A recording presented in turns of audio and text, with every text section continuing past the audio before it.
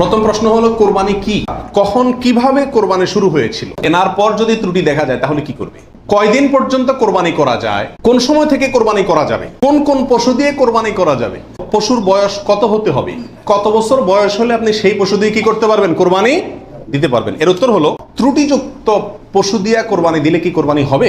সমস্যা আছে, রোগবালাই আছে, ওটা এমনি জবাই করে খাইতে পারবেন, কিন্তু কোরবানি দিলে কোরবানি হবে কিনা, কোরবানির দিন হাঁস মুরগি জবাই করা জায়েজ আছে কিনা, কোরবানির পশু কেনার পরে এবং জবাই করার পরে পশুর সঙ্গে সেলফি তুলে এটা ফেসবুকে দেওয়া যাবে কিনা, ভাগে কোরবানি দেওয়া যাবে কিনা, পরিবারের সব সদস্য বা একাধিক সদস্য যদি সামর্থ্যবান হয় তাহলে সবাই দিবে নাকি গোটা পরিবারের পক্ষ থেকে একজন দিলেই চলবে, 7 ভাগের নিচে হলে কোনো সমস্যা আছে কিনা গরুতে, অমুকের নামে কোরবানি দেওয়া, তমুকের নামে কোরবানি দেওয়া, 7 নামে, 3 নামে, 5 নামে, এরকম একটা কথা সমাজে প্রচলিত আছে। এই কথাটা বলাটা সঠিক কি? মা বাবা, স্ত্রী, বড় ভাই কারোর নামে কোরবানি দেওয়া যাবে কি যাবে না, কয়েকজন মিলে 1 ভাগ কোরবানি দিতে পারবে কিনা, 2 জন 3 জন 4 জন 5 জন মিলে 1 ভাগ কোরবানি দিতে পারবে কিনা, কোরবানির টাকা অন্য কেউ যদি দিয়ে দেয় তাহলে কোরবানি হবে কিনা, হাওলাত করে ঋণ করে কোরবানি করা যাবে কিনা, ঋণগ্রস্ত ব্যক্তির জন্য কোরবানি দেওয়া উত্তম নাকি ঋণ দেওয়া উত্তম, কোরবানির সুন্নাহ পদ্ধতি কি, কোন দিকে ফিরে জবাই করতে হবে, কোরবানিকারীকে কি চুল নখ ইত্যাদি কাটা থেকে বিরত থাকতে হবে, কোরবানির গোশত দিয়ে দিনের প্রথম খানা খেতে হয়, এই কথাটা কতটুকু সঠিক, তো কোরবানি আর আকিকা এই দুটো একসাথে দেওয়া যাবে কিনা, কোরবানির গোশত কিভাবে বন্টন করবেন, কয় ভাগ করবেন, এর উত্তর হলো কোরবানির পশু অমুসলিমকে দেওয়া যাবে কিনা, কোরবানির গোশত 3 দিনে বেশি রাখা জায়েজ আছে কিনা।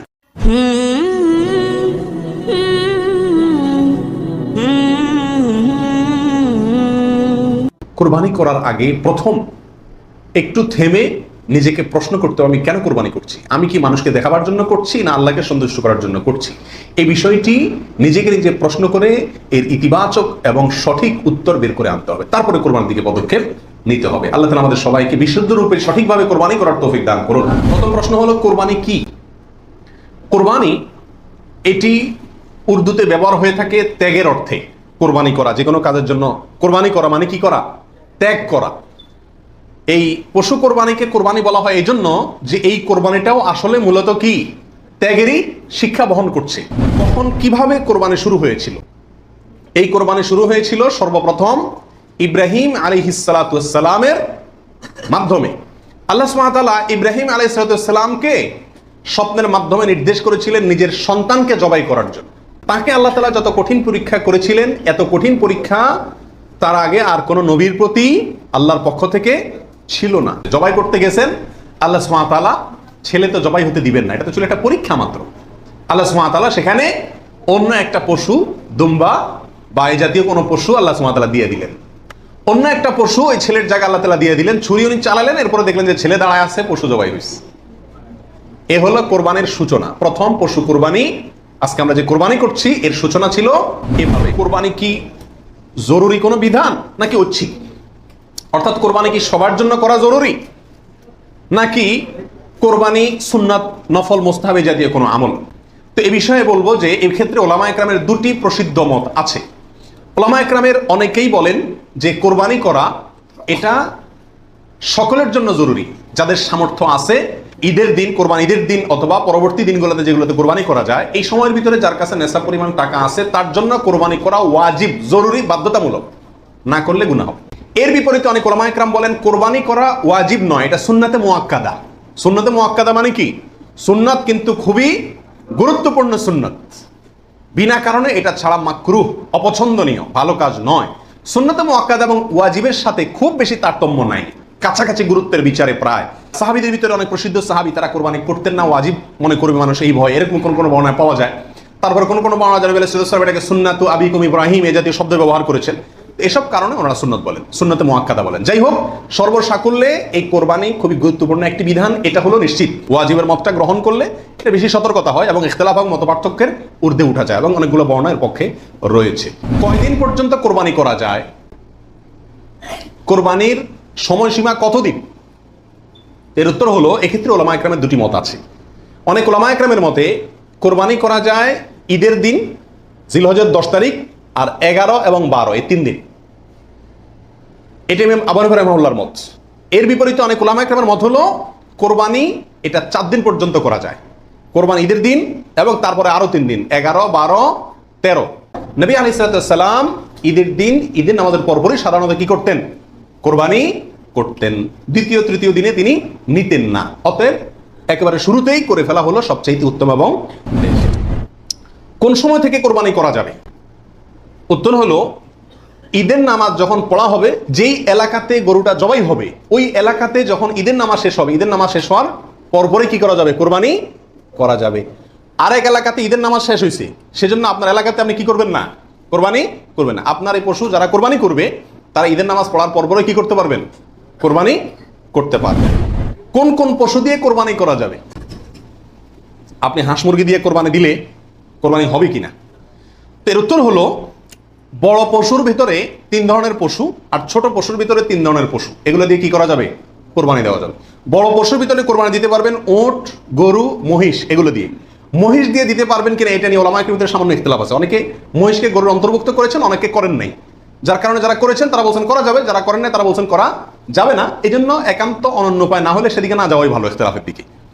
আর ছোট পশুর ভিতরে 3টা, দুম্বা, ছাগল এবং ভেড়া, এগুলো দিয়ে কি করা যাবে? কোরবানি করা যাবে। এছাড়া অন্য কোনো পশু দিয়ে, এই গৃহপালিত পশু ছাড়া আপনি হরিণ দিয়ে অথবা অন্য কোনো হালাল পশু যেটা গৃহপালিত না, সেটা দিয়ে কি করা যাবে না? কোরবানি দেওয়া যাবে না, দিলে কোরবানি হবে না। গাভী এবং ষাঁড় উভয়টা দিয়ে কোরবানি দেওয়া যাবে? কি বলেন? গাভী এবং ষাঁড় দুইটা দিয়ে কোরবানি দেওয়া যাবে? যাবে। গাভী দিয়েও দেওয়া যাবে, ষাঁড় দিয়েও দেওয়া যাবে। পশুর বয়স কত হতে হবে?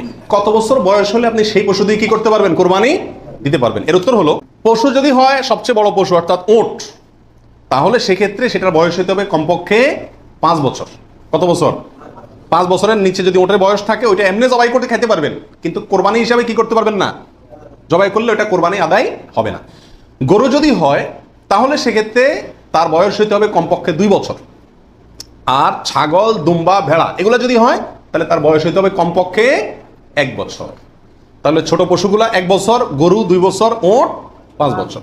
ছোট পশুর মধ্যে আবার দুম্বা, ভেড়া এগুলো যদি 6 মাসের বয়স, 7 মাস, 8 মাসের বয়সেরটা দেখতে 1 বছরটার মতো বড় দেখা যায় তাহলে চলবে, কিন্তু ছাগলের ক্ষেত্রে পরিপূর্ণ কি হইতে হবে? 1 বছর হওয়া লাগবে।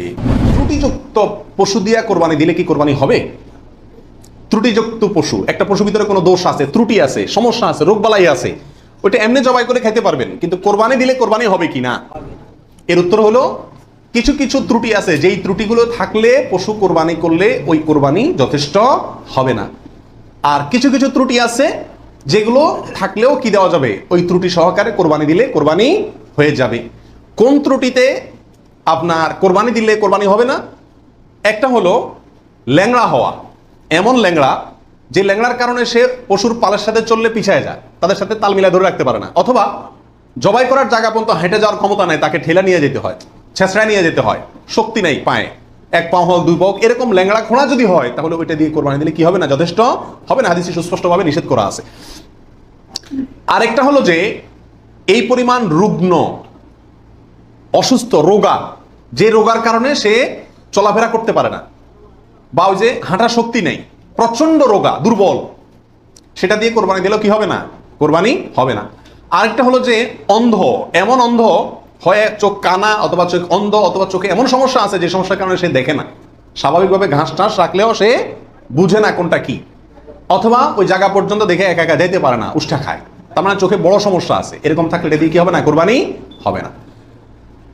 একটা শিং অথবা 2টা শিং গোড়া থেকে উঠে গেছে, একেবারে গোড়া সহ উঠে গেছে, এরকম যদি হয় ওইটা দিয়ে কোরবানি দিলেও কোরবানি হবে না। তবে যদি সামান্য হয়, সামান্য কান কাটা, সামান্য শিং ভাঙা, সামান্য একটু পায়ে সমস্যা, সামান্য একটু অসুখ বিসুখ আছে, এরকম যদি হয় সেগুলো দিয়ে কোরবানি দিলে কি হবে? কোরবানি হয়ে যাবে। অর্থাৎ ত্রুটি যদি ছোট হয় সমস্যা নাই, বড় ত্রুটি যদি হয় তার কারণে কি হবে না? ওই পশু দিয়ে কোরবানি দিলে কোরবানি যথেষ্ট হবে না।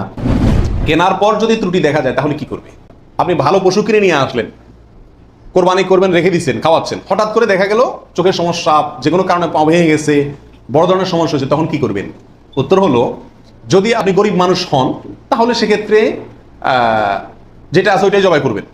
আর যদি আপনার সামর্থ্য থাকে তাহলে সেক্ষেত্রে আপনার ওইটার বদলে আরেকটা পশু কিনে সেটাকে কি করবেন?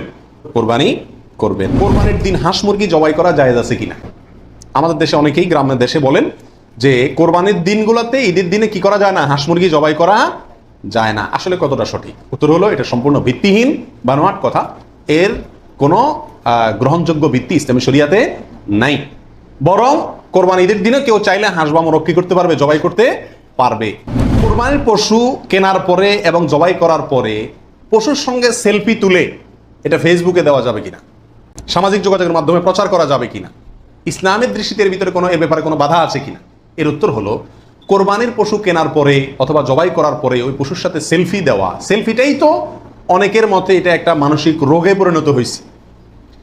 আর এই গরুকে কেনার পরে, ছাগল কেনার পরে তার সঙ্গে ছবি তুলে, সেলফি তুলে ওইটা ফেসবুকে বা সামাজিক যোগাযোগের মাধ্যমে প্রচার করা, এটা ইসলামী শরিয়ার দৃষ্টিতে খুবই গর্হিত এবং নিন্দনীয় একটি কাজ। ভাগে কোরবানি দেওয়া যাবে কিনা, এটা একটা গুরুত্বপূর্ণ প্রশ্ন আজকালকার যুগে।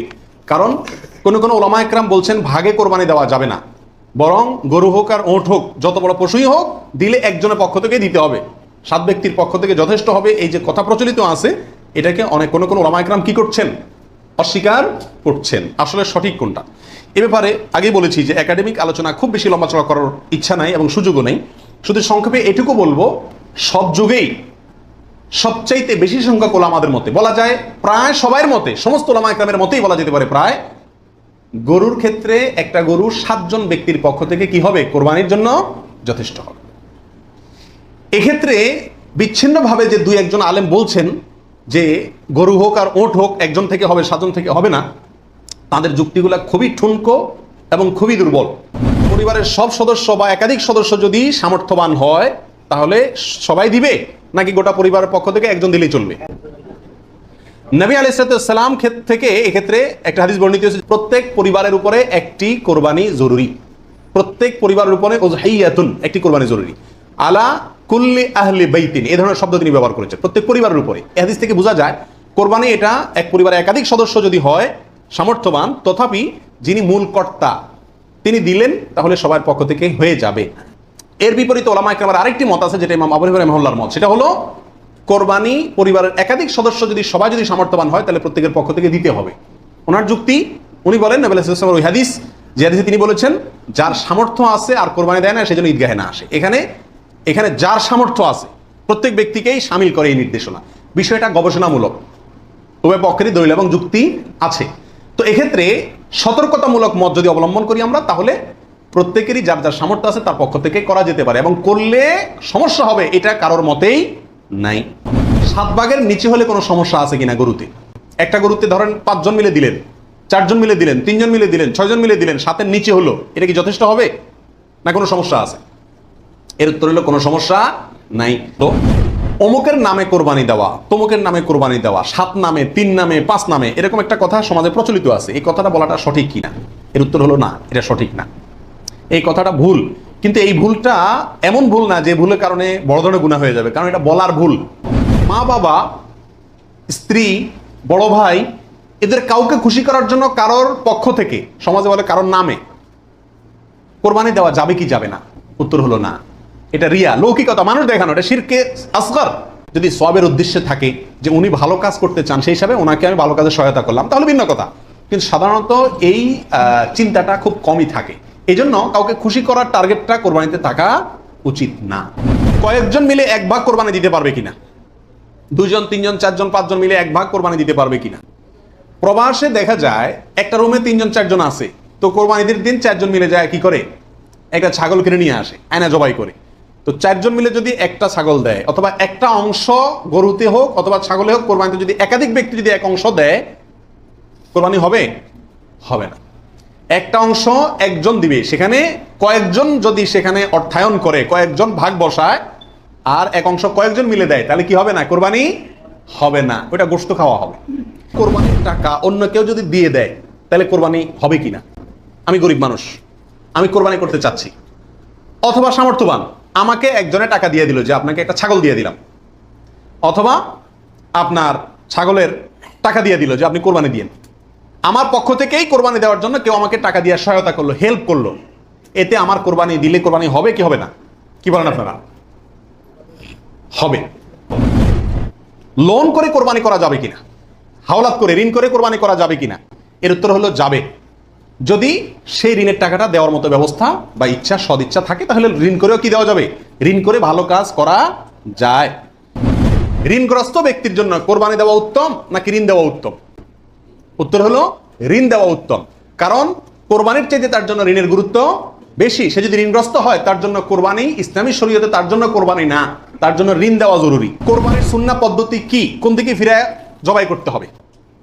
কোরবানির সুন্নাহসম্মত পদ্ধতি হলো পশুকে মাথা দক্ষিণ দিকে দিয়ে পাও কেবলামুখী করে তারপরে বিসমিল্লাহি আল্লাহু আকবার বলে কি করতে হবে? জবাই করতে হবে। জবাই করার ক্ষেত্রে সাধারণত পশুর কানকে গলার দিকে টেনে ধরলে যে জায়গায় এসে কান থামে ওই জায়গা বরাবর যদি ছুরি চালানো হয় তাহলে খুব দ্রুত পশুর জবাই হয়ে যায়, কষ্ট কম হয়। হাঁটি টাটির উপরে যায় না সাধারণত। বাকি এই জায়গাটা ধরে যেখানে হাঁটি নেয় সেখানে ছুরি চালানো এবং পশ্চিম দিকে ফিরিয়ে দক্ষিণমুখী করে করা। যদি কেউ অন্য কোনো দিকে ফিরে করে ফেলে তাহলেও তার কোরবানি হয়ে যাবে, কিন্তু এটা সুন্নাহর খেলাফ হলো। কোরবানিকারীকে কি চুল, নখ ইত্যাদি কাটা থেকে বিরত থাকতে হবে? উত্তর হলো হ্যাঁ। নবী রাসূলুল্লাহ সাল্লাল্লাহু আলাইহি ওয়াসাল্লাম বলেছেন, মান আরাদা আন ইউদাহিয়া, যে ব্যক্তি কোরবানি করার ইচ্ছা রাখে, পোষণ করে, ফালা ইয়াখুজ মিন শা'রিহি ওয়া আযফারিহি শাইআ, সেজন্য তার নখ, চুল ইত্যাদি কোনো কিছুতে হাত না দেয়। কোরবানির ঈদের 10 দিন আগে, চাঁদ যেদিন উঠবে ওই দিন থেকে নিয়ে ঈদের দিন পর্যন্ত এগুলো করা যাবে না। কি করা যাবে না? চুল, নখ ইত্যাদি কাটা যাবে না, কাটবে না কোরবানিকারী ব্যক্তি। কোরবানি দেওয়ার পরে চুল, নখ ইত্যাদি কাটবে। কোরবানির গোশত দিয়ে দিনের প্রথম খানা খেতে হয়, এই কথাটা কতটুকু সঠিক? উত্তর হলো পুরাই সঠিক। রাসূল আকরাম সাল্লাল্লাহু আলাইহি সাল্লাম থেকে বর্ণিত হয়েছে যে তিনি ঈদুল আজহাতে, ঈদুল ফিতরের ব্যতিক্রম করতেন। ঈদুল ফিতরে কিছু একটা মিষ্টি খেয়ে, খেজুর টেজুর খেয়ে তারপর ঈদগাহে যেতেন। আর ঈদুল আজহাতে সারাদিন কিছু খেতেন না, কোরবানির পশুর গোশত দিয়ে প্রথম খানা খেতেন দিনে। তো কোরবানি আর আকিকা এ দুটো একসাথে দেওয়া যাবে কিনা, এটা কমন প্রশ্ন আমাদের সমাজে। এর উত্তর হলো অনেক উলামায়ে কেরামের মতে দেওয়া যাবে। ফতোয়া শামী ইত্যাদিতে তাই লেখা আছে যে দেওয়া যাবে কোরবানি আর আকিকা একসাথে একই গরুর মধ্যে। আর অনেক উলামায়ে কেরামের মতে দেওয়া যাবে না। দেওয়া যাবে না এর ভিতরে আপনার পাকিস্তানের খুব নামকরা মুফতি ছিলেন মুফতি রশিদ আহমদ রাহিমাহুল্লাহ, আহসানুল ফতোয়ার লেখক। তিনি হানাফি মাযহাবের বড় উলামায়ে কেরামের মধ্যে থেকে তিনি কঠোরভাবে এর বিরুদ্ধে করেছেন এবং বলেছেন কোন অবস্থাতেই কোরবানি আর আকিকা একসাথে মিক্স করা যায় না, উচিত না। কারণ কোরবানি একটা ইবাদত, আকিকা আরেকটি ইবাদত। আর তাছাড়া গরু এক অংশে একাধিক ব্যক্তি দিতে পারবে, এটা কোরবানির ক্ষেত্রে নবী সাল্লাল্লাহু আলাইহি ওয়াসাল্লাম বলছেন, আকিকার ক্ষেত্রে বলেন নাই। সেই জন্য কোরবানি এবং আকিকা পৃথক হওয়া উচিত। একই দিনে হতে পারে কিন্তু গরুর অংশে কোরবানির না, এই আকিকার কারণ নামের অংশ থাকা উচিত না। এই মতটা বেশি শক্তিশালী এবং বেশি সতর্কতামূলক। কোরবানির গোশত কিভাবে বন্টন করবেন, কয় ভাগ করবেন? এর উত্তর হলো কোরবানির পশু 3 ভাগে বন্টন করা উলামায়ে কেরাম মুস্তাহাব বলেছেন, কিন্তু কোন হাদিসে এর ক্ষেত্রে আলাদা করে ভাবে নির্দেশ করা হয় যে 3 ভাগে করতে হবে। আল্লাহ কোরআনে বলছেন যে ফাকুলু মিনহু, তোমরা কোরবানির পশু থেকে নিজেরা খাও, ওয়া আতইমু আল কানিআ ওয়াল মুতাররা, ধনী গরিব সবাইকে দাও। তাহলে ধনী গরিব 2 ভাগকে দাও, আবার নিজে খাও, 3টাই হয়ে গেল এখানে। এর থেকে 3 ভাগ মোটামুটি ভাবে ইঙ্গিতে বোঝা যাচ্ছে, কিন্তু এটা কোনো জরুরি কিছু না।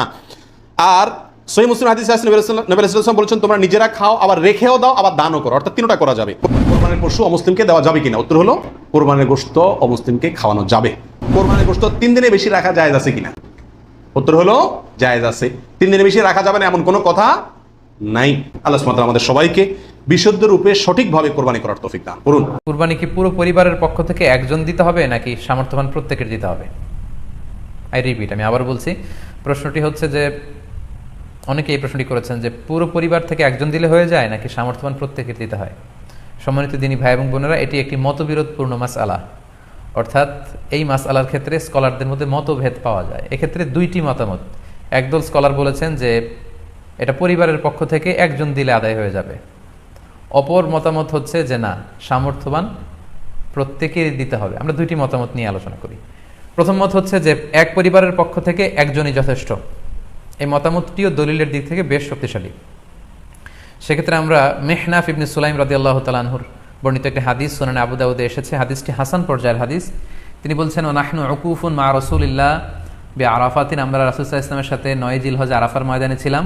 ক্বালা, তখন আল্লাহ রাসূল সাল্লাল্লাহু আলাইহি ওয়াসাল্লাম আমাদেরকে বলেছেন, ইয়া আইয়ুহান নাস, হে মানব সকল, ইন্না আলা কুল্লি আহলি বাইতিন ফি কুল্লি আমিন উদহিয়া, অর্থাৎ প্রত্যেকটি, আল্লাহ রাসূল সাল্লাল্লাহু আলাইহি ওয়াসাল্লাম বলেছেন প্রত্যেকটি ফ্যামিলির জন্য প্রতি বছর একটি কুরবানি ওয়াজিব হয়।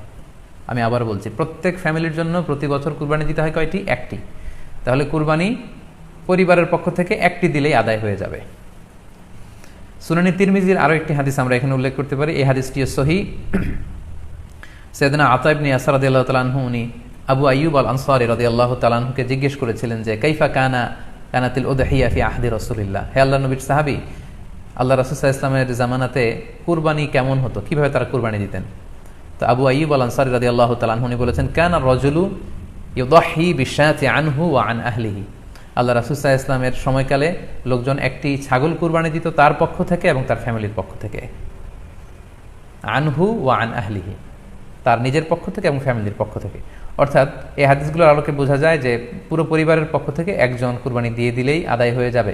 স্বামীও চাকরি করেন, স্ত্রীও চাকরি করেন, স্বামীরও টাকা আছে, স্ত্রীর টাকা আছে, দুইজনের আলাদা করে দিতে হবে না। স্বামী যদি একটা ছাগল কুরবানি দিয়ে দেয় তাহলে স্ত্রীর পক্ষ থেকে, পুরো ফ্যামিলির পক্ষ থেকে কুরবানি আদায় হয়ে যাবে। এই হাদিসগুলোর আলোকে বোঝা গেল। দ্বিতীয় আরেকটি মত আছে, সেই মতটি হচ্ছে প্রত্যেক সামর্থ্যবানের উপর ওয়াজিব। এটি ইমাম আবু হানিফার মত এবং আমাদের বাংলাদেশে এটিরই প্রচলন হয়ে এসেছে। আমরা এই মতামতটিকেই বেশি আমরা শুনে থাকি সব জায়গায়, যে যারাই সামর্থ্যবান প্রত্যেকের আলাদাভাবে দিতে হয়। স্বামী সামর্থ্যবান হলে স্বামীর দিতে হবে, স্ত্রী সামর্থ্যবান হলে স্ত্রীকে দিতে হবে, ছেলেরা হলে ছেলের দিতে হবে, এটা প্রত্যেকের আলাদাভাবে ইন্ডিভিজুয়ালি দিতে হয়। এবং সেক্ষেত্রে ওনারা দলিল দিচ্ছেন সুনান ইবনু মাজার একটি হাদিস, হাদিসটি সহিহ, যেখানে আল্লাহ রাসূল সাল্লাল্লাহু আলাইহি ওয়াসাল্লাম বলেছেন, মান কানা লাহু সাআহ, যার সামর্থ্য আছে কিন্তু ওয়ালাম ইউদাহি, সামর্থ্য থাকার পরেও সে কুরবানি দেয় না, ফালা ইয়াকরাবান্না মুসাল্লানা, সেজন্য ঈদুল আজহার দিন আমার ঈদগাহে না আসে নামাজ পড়তে। আল্লাহ রাসূল সাল্লাল্লাহু আলাইহি ওয়াসাল্লাম হুঁশিয়ারি বাণী ঘোষণা করেছেন, ধমক দিয়েছেন যে সামর্থ্য থাকার পরেও যে কুরবানি দেয় না সেজন্য আমার ঈদগাহে না আসে। এই হাদিসের আলোকে ওনারা বলেছেন মান কানা লাহু সাআহ, যার সামর্থ্য আছে। ওনারা বলছেন যে এটা ইন জেনারেল, ব্যাপক, যারই সামর্থ্য আছে তাকিয়ে দিতে হবে। সো এখানে বাস্তবতা হচ্ছে দুই পক্ষেরই খুব ভ্যালিড দলিল আছে। আর কোনো মাসালার ক্ষেত্রে যখন মতবিরোধ থাকে, দুই পক্ষেরই দলিল থাকে, সেক্ষেত্রে বাড়াবাড়ি করাটা অনুচিত। বরং এটা হচ্ছে ইসলামের সৌন্দর্য, এখানে প্রশস্ততা রয়েছে। সো যারা মনে করে যে ফ্যামিলির পক্ষ থেকে একজন কুরবানি দিলেই আদায় হয়ে যাবে, তাদেরও দলিল আছে, তাদেরকে সেটা করতে দেওয়া উচিত। তবে আমরা এটাকেই সাজেস্ট করি যে প্রত্যেক সামর্থ্যবানের উপর কুরবানি দেওয়া উচিত। এতে করে যিনি কুরবানি দিবেন উনি সওয়াব পেয়ে উপকৃত হলেন, আবার উনি কুরবানি দেওয়ার কারণে গোশত বিতরণ করলেন, ফলে গরিবরা উপকৃত হলো। সো সামর্থ্যবান প্রত্যেকেরই উচিত বেশি বেশি কুরবানি দেয়া। আশা করি এই মাসালাটাও আপনারা বুঝতে পেরেছেন।